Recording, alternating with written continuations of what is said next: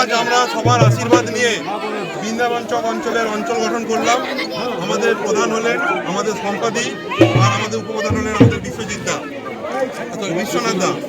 তো আমি ওনাদের কাছে আশা রাখবো আমাদের ভারতীয় জনতা পার্টির যে জিরো টলারেন্স নীতি নিয়ে মানুষের সেবা কাজ করা, ওনারা সুন্দরভাবে এই সেবা কাজ করবেন এবং আমাদের বৃন্দাবন চক অঞ্চলকে সুন্দর সুগঠিতভাবে সামনের দিকে এগিয়ে নিয়ে যাবেন, এইটুকু আশা রাখছি ওনাদের কাছে।